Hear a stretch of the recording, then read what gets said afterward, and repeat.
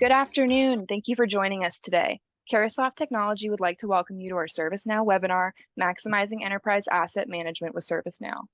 Joining us today from ServiceNow, we have Kevin Adler, Customer Service Solution Sales Manager, Andrew Shearer, Sales Executive, Technology Workflows, and Tony Funkhauser, Senior Advisory Solution Consultant.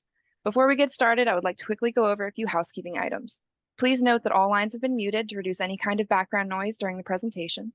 If you have any questions throughout the webinar, please use the Q&A feature on the bottom of your screen. We will do our best to answer by the end of the presentation or follow up with you offline. This webinar is being recorded and a copy will be emailed to you. Just to tell you a little bit about Carasoft, we are a trusted government IT solutions provider supporting public sector organizations across federal, state, and local government agencies, including education and healthcare markets. At this time, I'd like to hand over the floor to our speakers. Kevin, the floor is all yours. Thank you very much, Sarah. Good afternoon, good morning, and thank you all for joining us and your interest in ServiceNow, maximizing enterprise asset management. For those that I haven't yet had the honor to meet, I'm Kevin Adler, and I support the U.S. federal government, some DoD customers, and some civilian customers with our customer and industry workflows. And with me is Andy and Tony. Andy, do you want to say hello? Absolutely. Good afternoon, everyone. Andy Shear here. As Kevin said, if I haven't met you, it's really nice to meet you. And I support folks on the Department of Defense side. Tony? Good afternoon, everyone. Tony Funkhauser. I'm the solution consultant supporting all of our armed forces, Fourth Estate, and Intel customers from an asset management perspective. Happy to be here.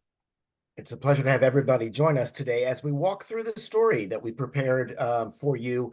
If you've got questions, I believe you can access either the Q&A panel or the chat panel. You can throw those questions in, and then Andy and I will juggle and answer for you throughout the conversation, and we're happy to have offline conversations with you as well.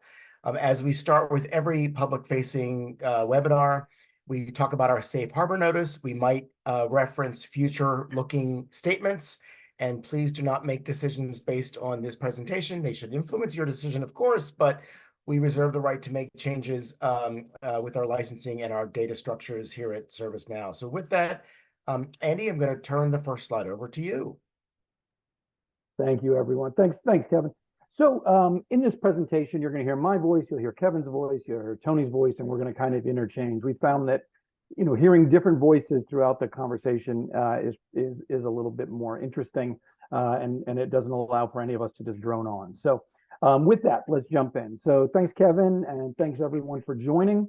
As Kevin said, my name's Andy Shear. I'm excited to be here, to be part of conversation to walk you through our enterprise assets and our solutions. So whenever I give a presentation, I really like to start from a macro perspective, right? So, and start macro and then drill down. And I can honestly say that I have never, nor will I ever again, have a macro slide with the number $88 trillion.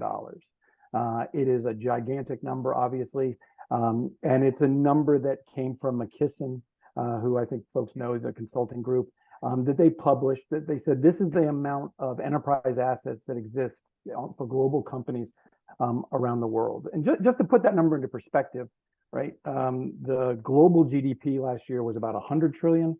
The US GDP was about 27 trillion. So it's a big number. In fact, when I first saw this, I remember talking to one of my colleagues, I said, it's almost like space. Like I can't even comprehend its size, right? It's just so large. But I think what it does is a really good indicator to us, to ServiceNow, on the scale and scope and Herculean effort it is to manage enterprise assets that exist throughout the government and throughout the world. So the same report, though, I always like to point this out, said, and I think this is actually a little bit more interesting, said that 60% of the customers that have, 60% of the customers they polled do not have a purpose-built enterprise asset management system, which and that the material amount of those people are actually using spreadsheets. So that means that literally trillions and trillions of dollars are being managed. Trillions and trillions of dollars worth of enterprise assets are being managed by spreadsheets. So if you're sitting in on this presentation and you're currently using a spreadsheet to manage those assets, you are not alone. We're super happy you're here because I think what you're going to see is going to be really interesting. So before we move on, I also want to do a little housekeeping, give a quick definition of what we consider an enterprise asset. So an enterprise asset is a physical, tangible asset that's making up the foundation of your organization. Sometimes the easiest way to define something is to define what it's not. So enterprise assets, again, are everything that's physical in your organization except your physical IT assets. So things like servers and end user compute devices, switches, routers, those types of things. Anything that is IT related, we truncate and we support in something called hardware asset management, which is a different workflow. But literally everything else is an enterprise asset. Next slide, please, Tim. So dovetailing off that first slide, regardless of the agency, whether you're civilian or DoD, we certainly understand that you are managing a significant investment in enterprise assets. Literally anything from HVAC systems to fleets of vehicles to spare parts for industrial equipment, et cetera, et cetera, et cetera. Probably if you look around your office, wherever you're sitting, you can see multiple assets that would be considered enterprise assets that need to be managed. And the first slide that I talked about the dollars invested, right? That 88 trillion. And while visibility into the cost and the corresponding alignment with budgets, right? Depreciation, all those things, incredibly important, that visibility.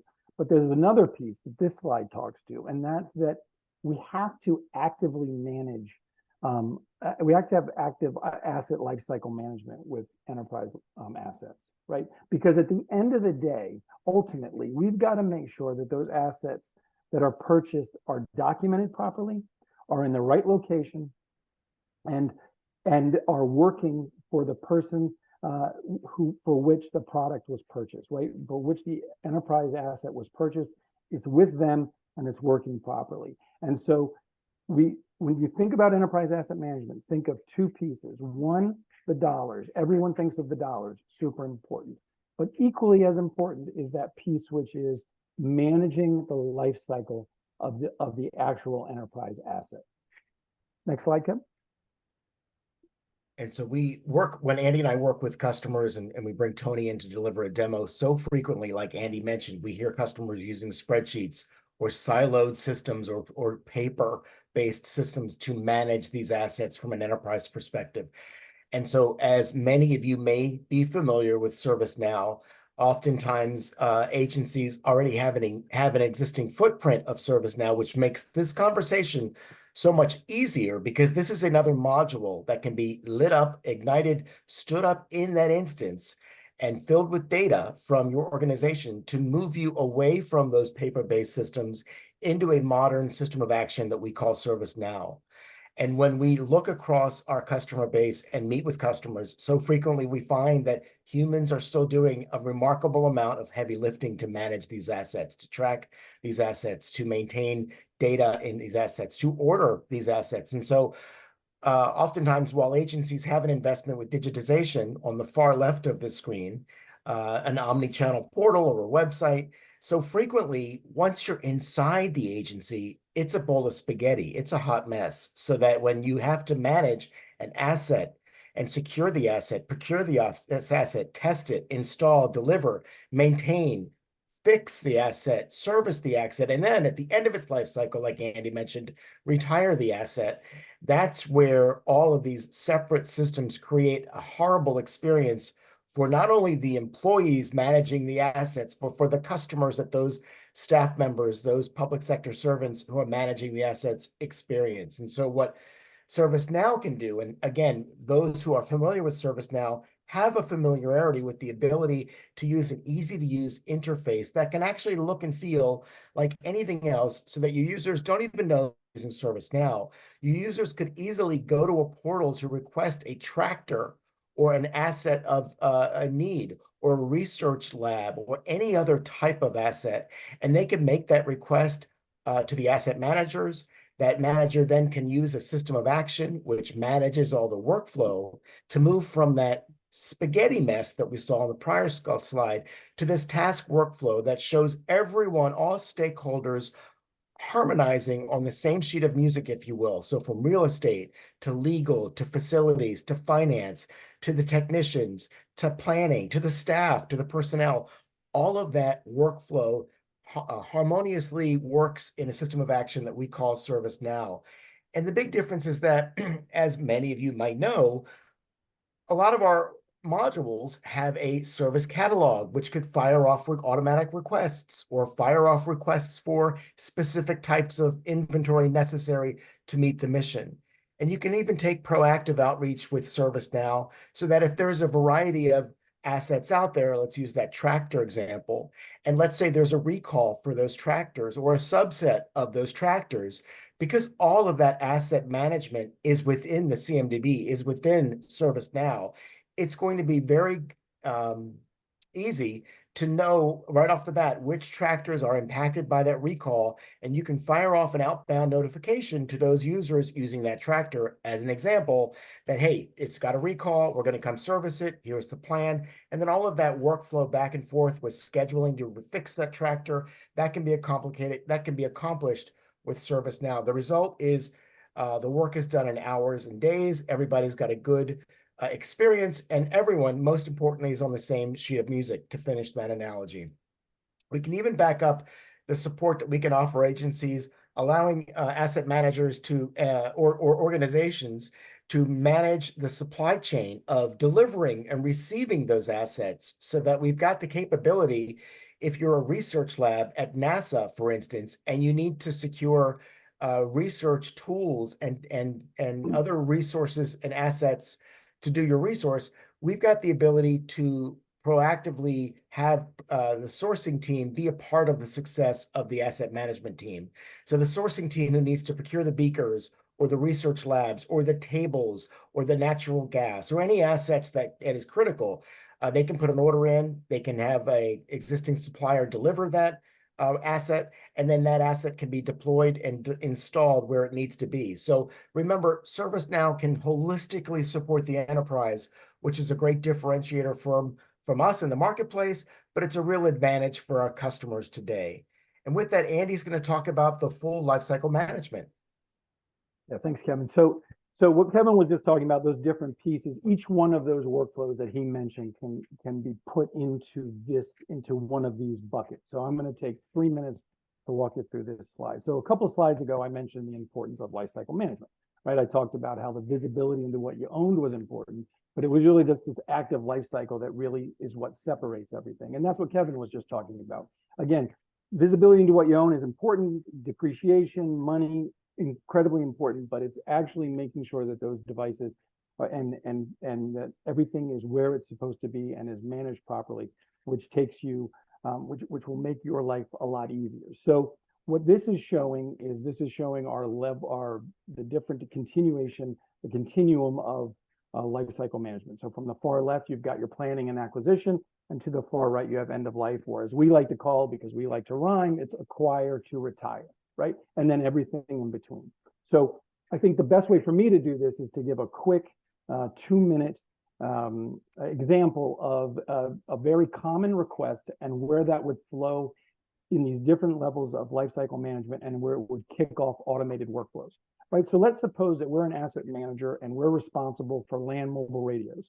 And we're responsible not only for the radios, but for their accessories, their cases and their batteries, et cetera.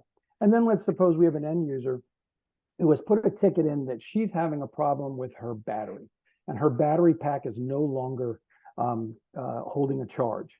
And so we get that ticket, the asset manager gets that ticket and says, okay, based on our business rules, that means we're going to replace her battery pack with a new battery pack. And so we kick off a deploy workflow. And so the deploy workflow sends a note to the inventory where they do a pick, pack, and ship, and they send it to the end user. The end user signs it. That's automatically sent back to the CMDB saying that our end user has received her new battery. This is the new serial number. She no longer is using the old one, right? It updates in real time. At the same time, when the inventory was picked and packed and shipped, let's say that the inventory levels drop below a predetermined level that we had created in a business rule that says, hey, we need to go out and get more inventory now. We've dropped below whatever that number we've selected. So then the system, right, the system goes and talks directly to the vendor that sells those battery packs, and we've predetermined that. And we said, every time we talk, we're going to get 20 batteries sent to us. So without a human being having to do anything, the inventory system, our software solution, talks to the vendor, says we need 20 more batteries. The batteries are shipped, they're loaded, they're received into the inventory, they're scanned into the CMDB. Now we have an accurate tally of what's where. Oh, and by the way, because those batteries are made of lithium, there's an environmental issue. So we also have an end of life workflow that has to be kicked off, where we have to make sure we send a pre-addressed package where the end user can put the battery back into a package and send it back. We receive it, we scan it in so that we can document that we received that battery end of life that and has been disposed of properly, and all of that is connected to that particular asset. So in the very simple example of needing a new battery, we kicked off 3-4 different workflows. And so if we're doing that in just this one, how to replace a battery, imagine when the pain that this causes when you're trying to do this by hand, or when you increase the number of assets managed, right? It becomes very, very overwhelming, because all of these workflows, they work in concert on top of each other in real time, and they're constantly updating the CMDB. So what you're seeing, and what Tony's going to show you, is every time. Next slide, please. So Andy, this is where we have a little fun with the audience. So everybody can lean in. We're going to play Mad Libs, which, if you remember, those are the games that we grew up with that allowed us to focus on our nouns, adverbs, adjectives, etc. But we're going to play EAM Mad Libs at ServiceNow. So if you could plan to chat in the Zoom tool, we're going to talk about a story with Miriam. She's an asset manager, and we need to know which agency Miriam works out. So go ahead and just chat in different agencies, and we will randomly select one so that we don't have to use Andy's example of the battery packs that he just walked through. So FDA. Thank you, George. Okay, George said, let's have Miriam work at the FDA. Fantastic. Now, what we need an adjective for Miriam. She's obviously overworked. She's stressed out. She's a good worker, but we need an adjective for Miriam. And we need folks to overwhelmed. Okay, that's the right one. Yep. Love that. Overwhelmed. Okay. And then we need another descriptive word for what type of specific asset is Miriam managing at FDA. Software. Software is not an asset. We already manage that with our software asset management solution. So I like the word drugs, Patrick, but we need to be a little bit more specific. So let's move this really for a story like Miriam at FDA would manage for an asset. Would it be a research scientist? Could it be a beaker? Could it be let's use medical tools. How about medical? Love that, Andy. How about medical tools? Okay, medical tools. That's a good one, because there's a lot of complexity with medical tools, Andy. So I love that. And lastly, where does Miriam work? Let's talk about her home office, because many of us are working from home. She could work at White Oak for FDA, or she could work elsewhere. So throw in the chat. Okay, Houston, Texas. Love that. So Patrick, great suggestion. Houston, Texas. Okay, fantastic. And then lastly, what area of the region of the country is Miriam responsible for? Do we want to say, the Southeast, the Northwest, or do we want to just give Miriam all of the country? So I see a couple of them, Emmanuel through in Southwest. Let's make it a little bit more challenging for Miriam, and let's talk about her responsibility as an enterprise asset manager to focus on, Lauren's got a really robust one there. Let's use worldwide. So thank you, Lauren, for that. That'll be a good story. So when we take a look at Miriam, a day in the life, this journey map, which we constructed. So Miriam works at the FDA, offices out of her home in St. Louis, but she's responsible worldwide for medical devices, did we say, Andy? Medical devices for the Food and Drug Administration. So she creates maintenance plans for these devices. She has to be responsible for and she's responsible for fulfilling the requests and staging these assets appropriately around the country and around the globe for the FDA. So she works in conjunction with Jason, who is a field technician, and Jason receives the instructions or the work order from Miriam to install the medical device in Jason's sector, let's say in Seattle. And from that standpoint, that workflow was created by Miriam in a system of action we call ServiceNow, automatically gets generated after the checks and balances to Jason. And Jason goes ahead and receives the medical devices in Seattle, and he conducts the inspection and the installation of those devices. While he's doing it, he notices that there's an error with one of the devices. It's missing a part. And he actually he's able to accept the work order. He's actually able to install that part, but because he sees it's missing a part, he can go to his truck, he can go to his asset repository, and he can fix that part, whether or not it's as simple as a screw needs to be replaced or more comprehensive. Since it's a medical device, we're going to assume it's a much more comprehensive installation or repair. But Jason's going to be able to perform the necessary work while he's installing that, and then he can rotate back to Miriam through the system of action, and he can demonstrate and provide details to Miriam that the medical device was received in Seattle. It was installed correctly after he corrected a certain part, which he tracks the part number. Miriam's able to combine all that information in a report. She's able to process the return of that broken part, and she's able to make sure that that broken part, which he replaced off of his local truck, was restocked for the next time he has to install this. So we just saw a workflow from Miriam over there in St. Louis, working with Jason in Seattle, managing medical devices for the FDA around the globe or around the country. And as a result, they're working in one system of action called ServiceNow. And as a result, you can see Miriam is ending in a happy state of work. So that's a really good example for enterprise asset management at a high level using Mad Libs. For all of you, thank you very much for participating on this Mad Libs call. The other thing that we're seeing a lot of today is generative AI and the ability to integrate, not only modernize your experience managing assets globally, like Miriam did for the FDA, but allowing users to make better decisions quicker. So at ServiceNow, we're building generative AI in everything we're doing, including enterprise asset management, so that those enterprise resource managers can look at knowledge articles, or they can summarize cases or incidents much quicker than without generative AI.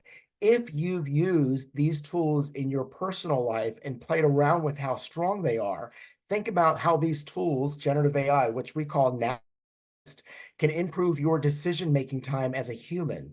So whether or not you're self-service selecting assets, or you're researching information from a knowledge article, or you're an agent working on a case to deliver medical devices, as we saw from Miriam's perspective, all of this information, including managers who are repairing items or technicians who are repairing items on the ground, all of this information is touched and made better through generative AI from ServiceNow. We also are on our Washington release, which is just launched in last month. And one of the nice things that I always like to highlight with customers is the ability, as an example, when Jason had to install that medical device, Miriam gave him specifics for which building at the FDA and where that needs to be installed. So Miriam can put a push pin or identify on an indoor map in that facility, and this is all done holistically through ServiceNow. So this is a nice addition. It's an exciting one that we wanted to highlight, that indoor maps are now supported natively through ServiceNow.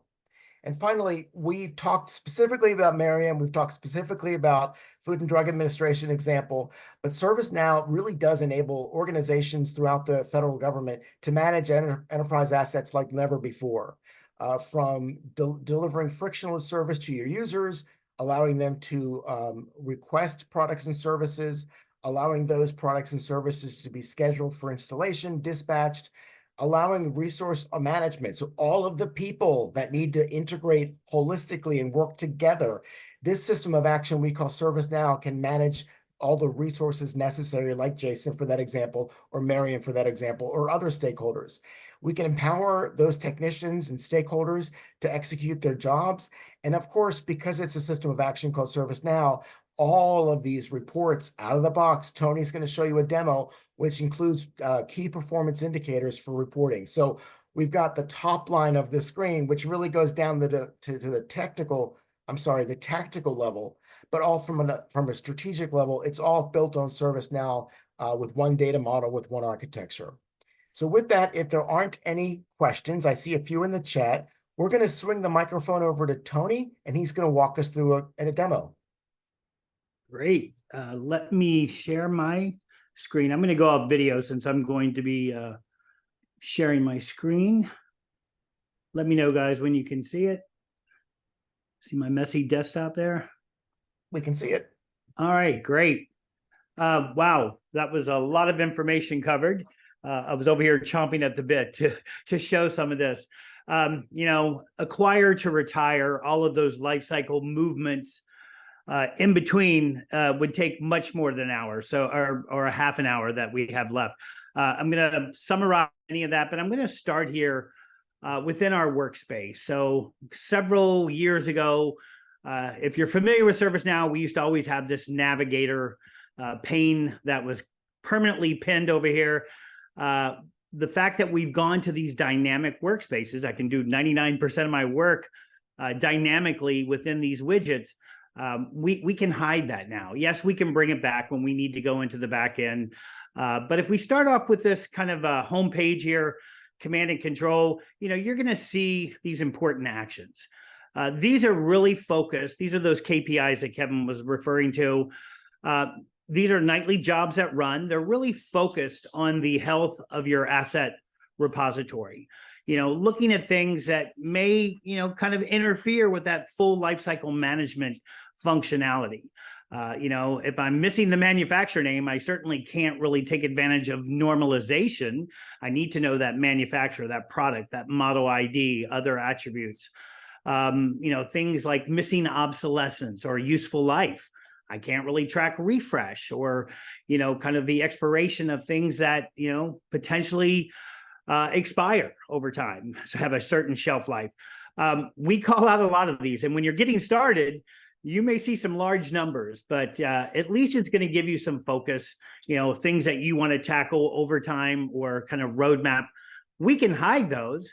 Now we can kind of get into those quick links. These are the things that are currently in flight.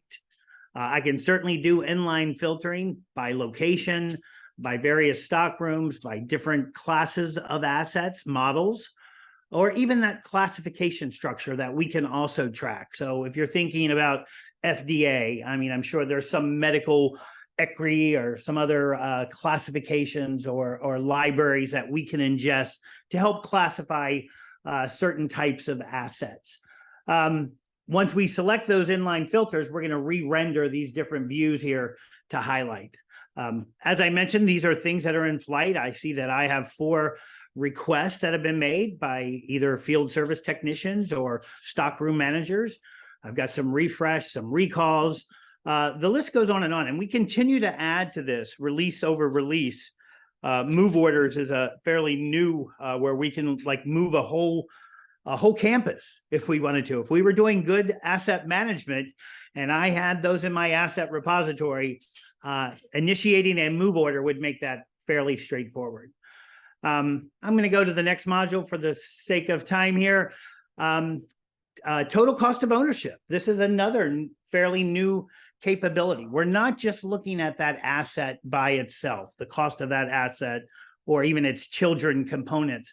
Now we're starting to kind of break this down, contract management, by services, by warranties, any of that touch labor, any of that tasking where the technicians have had to go out in the field and kind of repair something. Many different kind of financial aspects that kind of give this a broader picture of that total cost of ownership. We're then kind of highlighting those assets and those classes that have the highest TCO. We can do some comparative reporting against other like assets and kind of just giving you more of a financial management picture. There is an overview that goes a little bit deeper with some widgets around the counts of assets, the model categories, life cycles, things of that nature. So very informative. And again, these are all, dynamic, I can click into any one of these donut slices and kind of drill down in and look at those assets that may be end of sale or end of life, potentially propagating risk in the environment. We don't want to have a bunch of end of life, end of support enterprise assets. Another module is going to be our inventory management module. This is a very important part of enterprise asset management.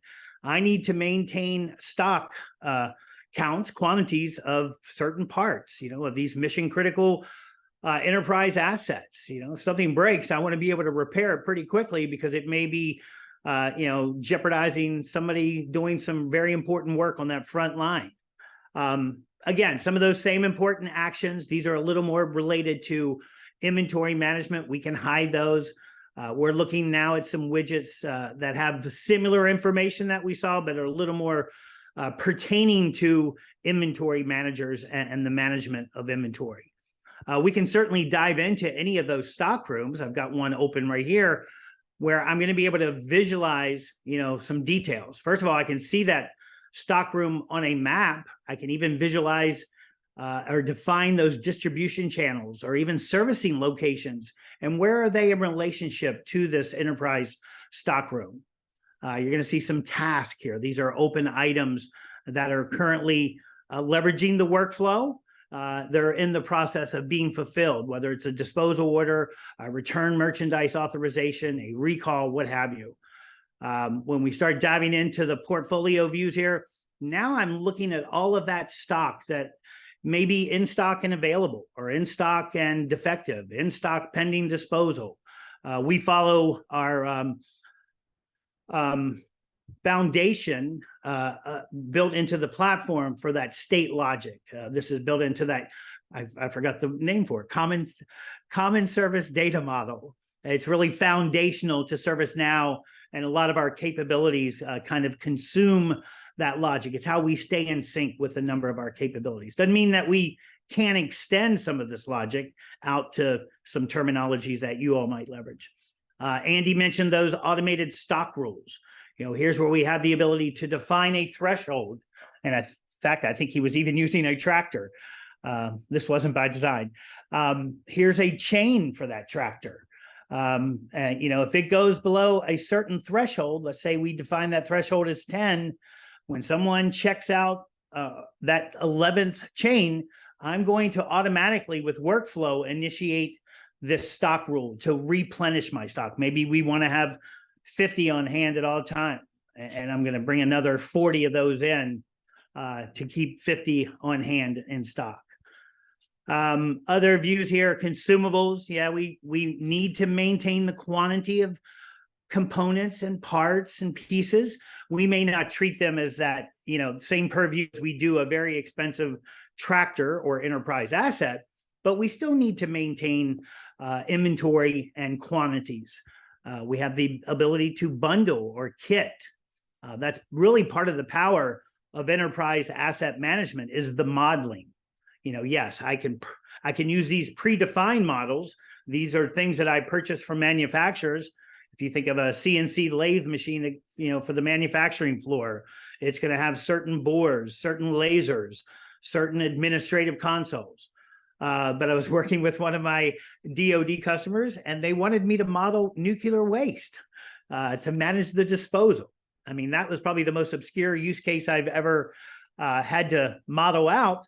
But literally anything you can think of, Sikorsky Black Hawk helicopter, an FA-18 Super Hornet fighter jet, we're modeling all sorts of different components. Now, a lot of those we're doing in conjunction with those manufacturers, where we can ingest that schematic or that child-grandchild relationship from a parts and components perspective. So it's really all based on model management. That might be a good transition to model management. Out of the box, these are the various categories we have. You certainly have the ability to create, these are the different models.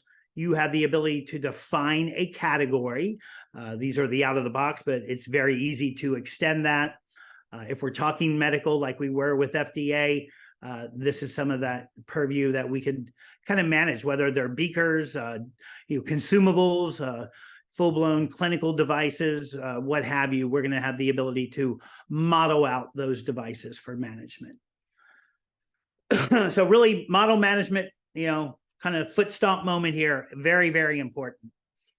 Asset estate. I kind of skipped over the asset estate. Here's where, again, those important actions, but now we're getting a little more granular. We're looking at things like warranty expirations that we need to manage. We actually even have a warranty contract management solution built in here.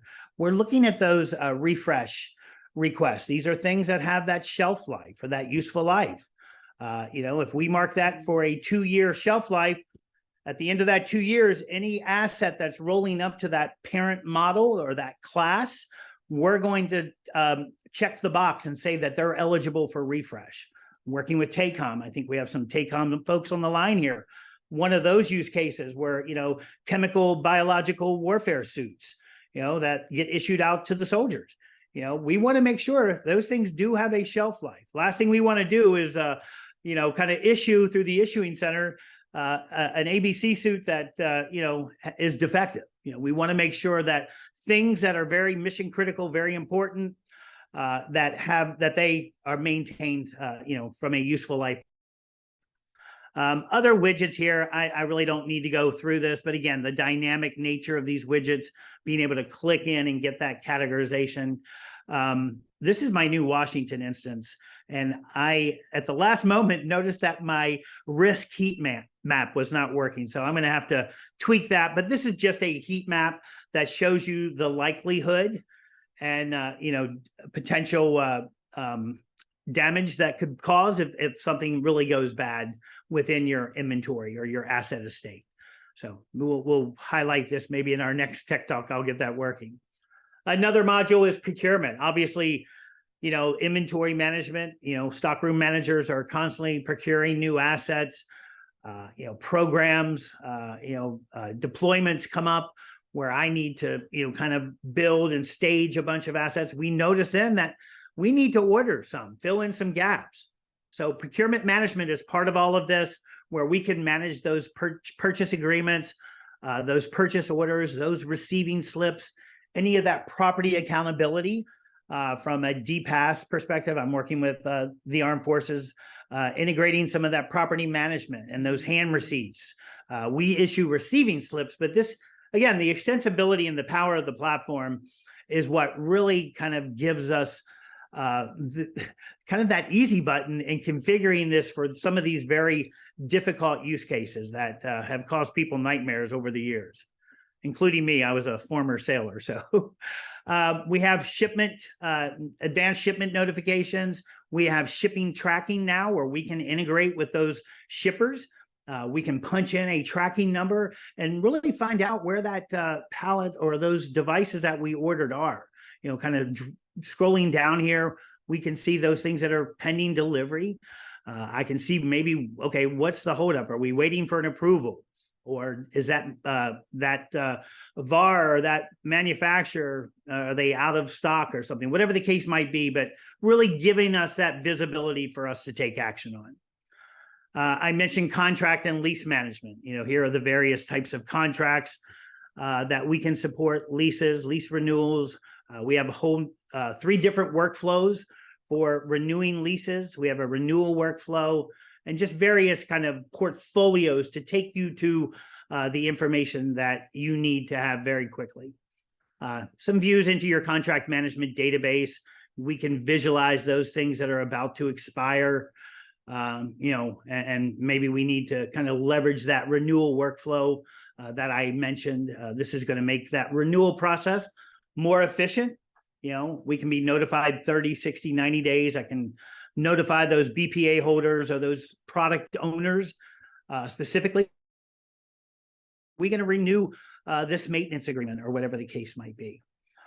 This is just a back end view for those administrators of the system who need to kind of get to some of the configurations. This is really for that enterprise asset administrator. And then last but not least, and I'll take a breath here, let me have a quick drink of coffee, is work management.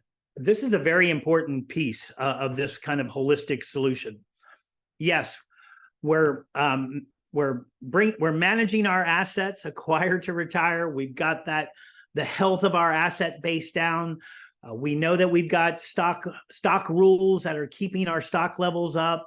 We're doing a really good job. But when we need to perform PMI or preventative maintenance on a particular mission critical asset, and as you know, things break out in the field, we're talking about the foundation of that asset, but we really need to incorporate those automated tasks, those actions where we depend on these contractors and these employees to take an action. You know, I can log in here and I can, again, I'm setting up my demo instance here. I probably shouldn't have used this one, but in the morning when I come in, I can see what work's been assigned to me, what work requires certain parts, where do I need to pick up those parts from? Do I need to treat my van as kind of that stock room, my personal stock room?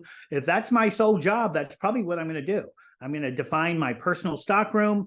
I'm going to keep those parts, those components, those tools that I need to perform my job to, you know, fulfill the various work orders and maintenance plans. So, you know, kind of templaticizing these things that require maintenance maybe every 2 weeks or monthly or bi-monthly, whatever the case might be, and kind of initiates by itself when that time frame comes. You know, kind of really takes a lot of that responsibility off my hands. Yes, I need to track that. I need to be able to dive in here and see what those activities look like, what that schedule looks like, what those plans and the actual work is. But, you know, it's really not something I have to worry too much about. The same with, you know, the work being performed or parts being requested, open orders due in 30 days, those maintenance plans, really just giving you that visibility into either your work as you're using your CAC or your PIV card to authenticate in. It knows who you are. If you have a license for enterprise asset management, I'm going to be able to show you these things that are related to your work and how you're performing. And then finally, this is a newer functionality. This is really kind of just some back-end administrative functions that are going to help you smoothly as you're getting started. You know, really, it's all about defining those assets and those classes or those product models that are under your purview. Or maybe in phase one, you want to start with a certain class of assets. Maybe there's some compelling event or something that really you need to get under control. Let's start with those facilities, HVAC, or again, whatever the case might be. You know, I think that was a $78 trillion number. Obviously, there's a lot of enterprise assets in the world. That number kind of blew me away as well. But I want to thank you all for your time. Kevin, I'll pitch it back over to you and Andy. Okay, let me pull back up the slide. So at this point, we want to open up the floor for questions. You're welcome to come off mute. You're welcome to use the Q&A panel, whatever you're most comfortable with. We learned in the past, 45 minutes that ServiceNow and Enterprise Asset Management all runs on the Now platform, many of which our customers already have an existing instance. It will pull together the maintenance, repair, and operations of those assets, the managing them in the field with work order management, even working very well for those agencies that manufacture assets for other uses. We talked briefly on the ability to source and procure assets that go into the mix that these organizations need. And of course, integrating with other mission partners, stakeholders, customers, employees. That's the beauty of ServiceNow, is that it's a flexible enterprise platform that can service any person and any asset and any stakeholder necessary. So there is a chat in the queue. Andy, if you've got any questions, feel free. So I was asked a question. The first question was asked, are these modules available in Utah, the Utah version of ServiceNow? They absolutely are. Yes. In our Utah version, EAM is available. Mm-hmm. I also got a question about ERP systems, and can we connect with ERP systems to help with EAM? And the answer is yes. We integrate with multiple ERP systems from SAP to Oracle to even Microsoft Dynamics. And we do that either through, standardized APIs or something called Service Graph connectors. So we can connect directly into your ERP systems to pull data. And then we also, the EAM solution has a depreciation function that tracks the depreciation so that on your EAM solution, you can see in the dashboard the exact depreciation for a particular item, and that will match dollar for dollar with what's in your ERP system. So all of that should be interchangeable. So you're not looking on one data at one piece and another data at the other piece. Mm-hmm. Here's a question from someone in the audience, Andy, and when customers do not have access to the internet and need to work offline, perhaps in an on-premises situation, we know ServiceNow can support that. Is that something they can also look to EAM for offline? Absolutely. Yeah. I mean, when you say offline, obviously the instance would be on-prem. It would not be connected to the network. But if you're talking about offline barcode scanning, we certainly support that. And then let's say you're in a stockroom, you do your job scanning assets, auditing, whatever, all day long. When you come back and put that scanner in the cradle that's connected to ServiceNow, all that work that you've performed will reflect in the enterprise asset tables. Fantastic. Any final questions from folks who have attended today? Here they come in. If we start with Ham, do you mean combine hardware asset management and EAM together? Yes.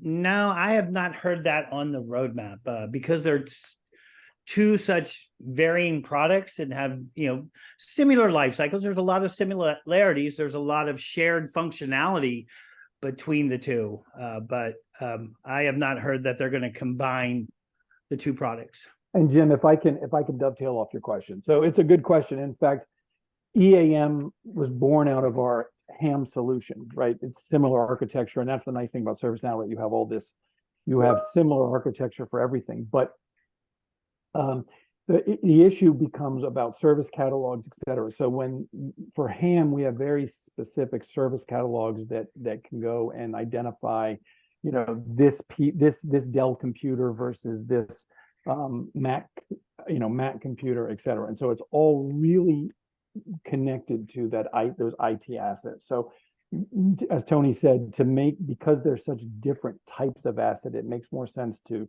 bifurcate the two. They will have the exact same look and feel. It's the same life cycle management stages. So it will feel very similar, but as far as, being in different workspaces, et cetera, they will be separate. Over. Yeah, there is a new white paper. I don't know how we can get that to Jim, but it answers that exact question and kind of gives some backing to why they're kept separate. We'll try to get that over to you, Jim.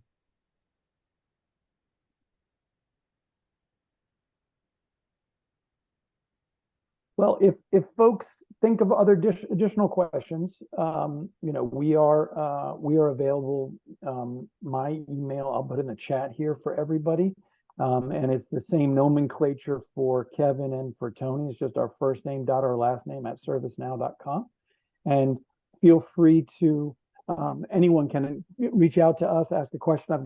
I've received some questions in chat that I'm going to reach out to you privately with a follow-up email and get you the information you need. So, this was wonderful. Thank you so much. Unless there are other questions, I think we can give you 10 minutes back on your day. Thank you, Andrew.